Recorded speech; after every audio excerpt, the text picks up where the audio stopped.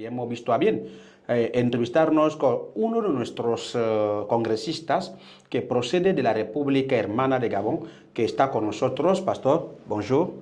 Bonjour. Et le Seigneur vous bénisse une fois de plus. Amen. Aujourd'hui, nous avons un thème très, très important qui parle, c'est-à-dire d'une génération avec un héritage qui maintient ses principes. De votre côté, qu'est-ce que ce thème pourra bien vous dire? Bon, merci beaucoup pour la question. Et vous savez, la génération, c'est ce qui doit continuer avec la mission, avec la vision. Et nous avons une vision qu'on a reçue de cette œuvre mouvement missionnaire. Et cette vision ne doit pas être pour un temps. C'est-à-dire que dans quelques années, la vision a disparu. Voilà pourquoi la génération qui doit rester, doit être une génération qui doit durer. C'est-à-dire avec un héritage qui ne doit pas perdre cet héritage. Donc l'héritage, il doit garder ça. C'est ça. Ok. Votre point de vue par rapport à ce thème. Ok. Nous savons que voilà, c'est le tout premier congrès national et international qui se déroule effectivement ici à la République de Guinée équatoriale, plus précisément dans la ville de Bata. Selon vous, quelle est votre appréciation et quel est votre point de vue par rapport à ce premier congrès? C'est-à-dire, quels sont les bénéfices de ce congrès?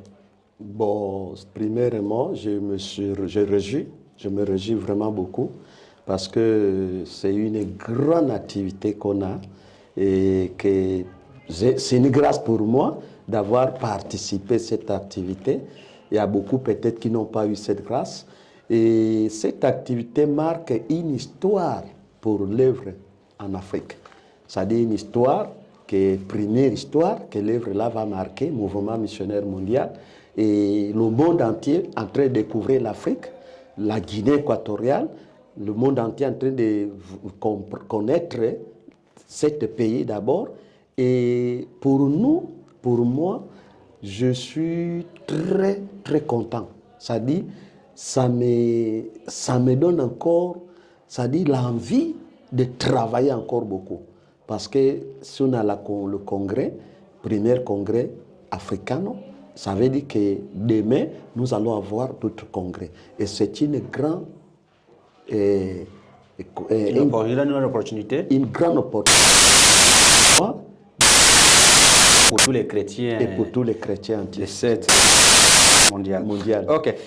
Pasteur, nous savons bien que lors de votre arrivée à l'aéroport, vous étiez effectivement bien accompagné avec toute une délégation. Et la délégation, je pense bien qu'elle se sent à l'aise. Comment était l'accueillement et comment vous êtes reçu? Bon, ça, sans vous le cacher, moi, je ne suis pas venu de l'aéroport. Nous sommes venus de la voie terrestre. Oui. La voie terrestre, c'est la voie de Yem, de Libreville au Yem, la frontière. Et nous sommes passés par Mongomo, oui, qui est déjà notre ville. Notre ville déjà. Plus, mais oui, nous étions bien arrivés par la grâce de Dieu. Tout s'est bien passé et sans aucun accident, sans aucune difficulté. Et nous sommes été accueillis ici par les frères guinéens, nos frères qui nous ont bien accueillis. Ils nous ont bergés aussi et nous sommes vraiment bien accueillis.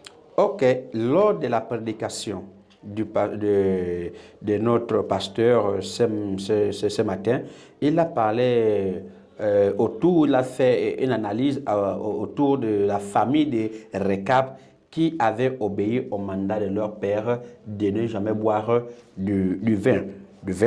Et par rapport à cela, à cause de cette obéissance, Dieu depuis les cieux, il observait cette obéissance et selon l'homme de Dieu, il a déterminé que cette obéissance avait effectivement accompagné beaucoup de bénédictions. C'est-à-dire, pour votre côté, est-ce que vous trouvez que l'obéissance a des bénéfices importants dans la vie d'un homme chrétien?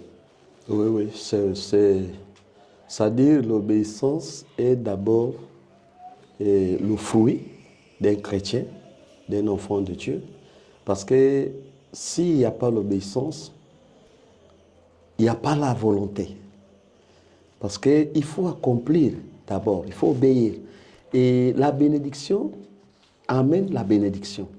Parce que lorsque nous obéissons, que ce soit dans le Seigneur, que ce soit dans nos familles, vous voyez, un enfant qui est né obéissance, c'est un enfant qui va réussir demain.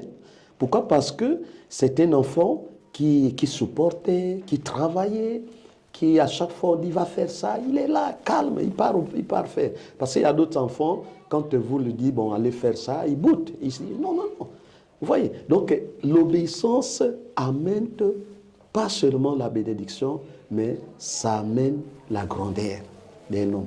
Est-ce que vous croyez que chez les enfants de Dieu, l'obéissance doit être à 100%? Oui, oui. Dans toutes les domaines. Effectivement, effectivement. Sans l'obéissance, on ne peut pas réellement être des enfants de Dieu. Nous voyons Abraham. Lorsque Dieu dit à Abraham va sacrifier l'enfant, Abraham obéit.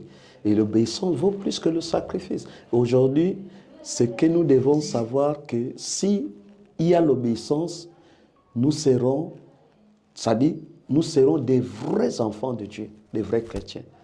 Nous serons des vrais chrétiens. Si on n'obéit pas, on peut venir à l'église, on peut écouter la parole, on peut sauter, on peut sentir la présence de Dieu.